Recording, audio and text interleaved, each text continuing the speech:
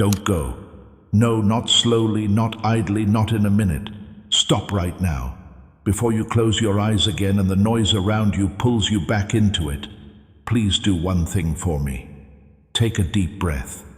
Not a quick breath, a deep one.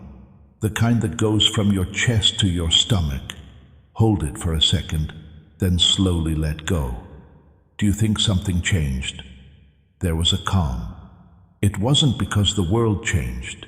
It was because you let go for a moment. That was not a mistake. That wasn't just a random biological process. You have been being worked on by God for weeks now. That was the start of it. His wait has been for a break in the noise. He has been trying to find a break in all the chaos. And this gap right now is the time he's been waiting for. This message isn't like the rest. This is not content that you found by accident. This place was chosen for you, and what comes next will speak directly to the part of you that has been carrying something heavy and quiet for a long time. Watch this by yourself, God said. The teacher told him that for a reason. What he is about to say is not for a crowd. It's not for a set date. It's for the honest version of you. The version that no one can fully see. The one that comes to work every day, keeps things together, moves forward, and almost never lets anyone see how tired it really is. You should stop right there and let that sentence sink in if it did. Write something in the comments right now. Say something to let heaven know you are there and listening. Chosen one. God doesn't just put people in separate groups. He strategically splits them up. Whispering is used when a message is too sensitive to be heard over noise. It is made small and private when a moment is too holy to be shown to many people. Before you close this video, I want you to know there are people on the other side of the link in our description who have been waiting for someone like you. A community of chosen ones, God lovers, who pray together and carry each other through life. Come and find your place among them. And if your heart says give, trust that feeling. Your support is what makes this mission possible, and God will honor every seed you plant in faith. When someone is going through a change and can't have their purity harmed, they are set apart. You are going through that right now. Not just right now, but throughout this season of your life, you are being split up. You can feel it. Things that used to interest you don't do so as much now. Places that used to feel familiar now feel a little strange. The talks you used to have without much trouble now feel like they cost you something, and you're trying to figure out what that means. There are times when it feels like growth. On other days, it really does feel like being alone. I want you to understand this very well if you have ever felt that way and wondered if something was wrong with you. You're fine. As you move through formation, you will naturally need to separate yourself from what you are leaving behind. Think about how broken bones get better. You can't touch it. It's not strong enough to hold weight. It can't be rushed. While the bone is broken, the body makes new material that is stronger than the old bone. However, only if it is kept safe during the process. That's you right now. You're not hurt. There are parts of your body that are getting stronger, that were weaker before. Chosen one, please list a recent experience you've had. Someone, or maybe more than one person, has been on you about something. Not too loudly or meanly, but over and over again. Small things that make you remember who you were. There are few references to wounds that are almost fully healed. Requests that aren't very direct to prove, explain, or defend yourself. And each time it does, you've felt something inside you rise. An old tension, a heat, and a pull toward a part of yourself that you thought you were moving on from. It's not a mistake. The enemy doesn't make himself known. He works by repeating things and getting used to them. People and patterns that are already familiar to you are used by him. He knows which buttons they can still make you press. He will keep pressing them, even the ones you have been working hard to turn off. It's not because he is strong, but because he is smart. Being careful not to hurt the person going through the change is the best way for him to stop it.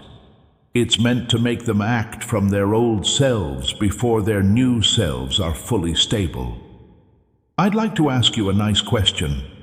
How many times have you almost done something in the last few weeks but didn't? How many times do you type something only to delete it? How often do you start a thought conversation only to decide later that it wasn't worth it? That wasn't a time of weakness.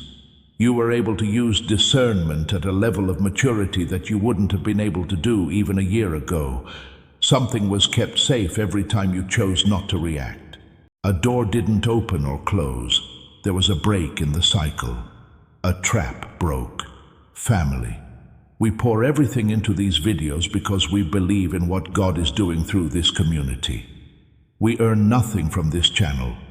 It is your love and your support that keeps this light alive. If this prayer blessed you today, come and be part of what He is building. The link is in the description. Join us, and if you feel led to give, even the smallest seed carries a great harvest. Thank you, and God bless every one of you.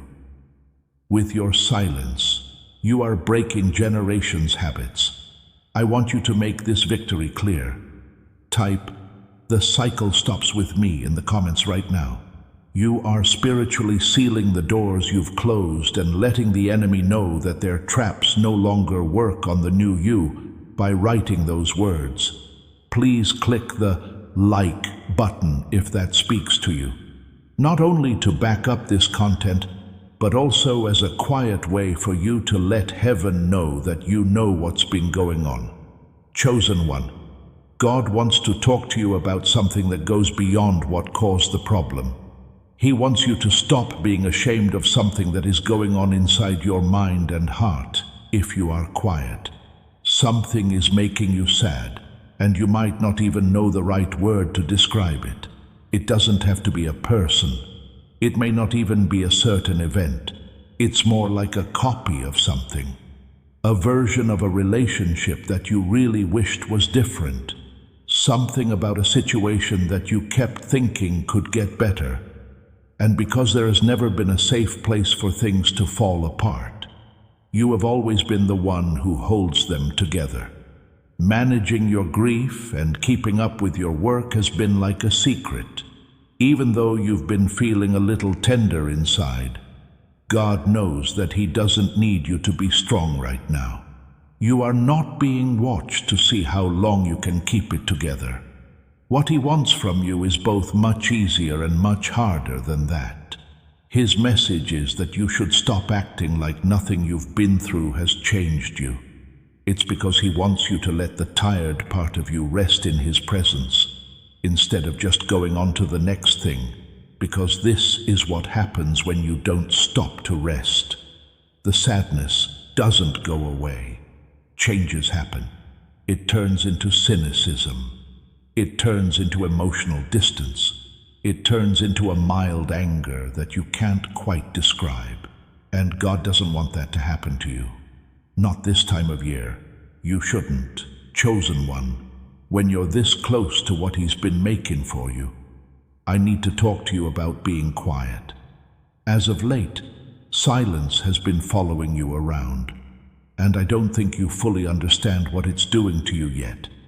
It seems like you don't have as much to say as you used to, because you've started to understand the difference between words that build and words that just relieve pressure in the present without changing anything. This isn't because you've become passive or given up. You have started to figure out how much it costs to talk and how much it costs to be quiet. Most of the time lately, Speaking out has not been worth the cost for what it would bring about. That's smart. It's not withdrawal at all. God is building a spiritual filter in you, and that is how it works. Because what's coming next needs you to be someone who speaks with purpose instead of someone who reacts with strength. He's getting your voice just right. He is slowing down the flow of ideas from the mind to the mouth. By giving you time to think about what you say and how you feel, He changes the way your words land when you do say them. It has something on it. It's not just empty space. It makes a room cooler or warmer. If this message speaks to something you've been feeling but not being able to put into words, please share it with someone who needs to hear it. Someone who has been having a quiet time. Someone who has thought their silence meant they lost when it wasn't.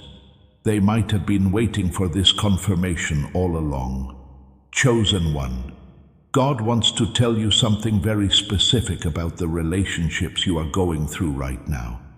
Someone or some people around you were assigned to an old version of you. The version that was smaller, less secure, and easier to change made them feel good. The fact that you needed to be approved gave them power. Your fear of getting into a fight made you easy to deal with. They built their relationship with you around those dynamics, not because they were mean, but because that's how they knew you. You are now changing. Their expectation of your anxiety is upset by your peace. Your silence makes it hard for them to understand how you're reacting. Your limits cause trouble where there was once ease, but you've chosen one.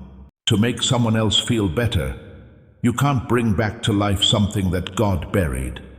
To ease the tension in a room, you can't go back to a version of yourself that you have grown out of. That is not kindness. That is lying to yourself. You don't need to get cold, God. He is telling you to stop putting other people's comfort ahead of your own growth. He wants you to have faith that the relationships that are meant to last through your growth will. The ones that needed a smaller version of you to work were never meant to be permanent parts of your life. They were classrooms, and now you're done with school. Chosen one. There is something you have been waiting for.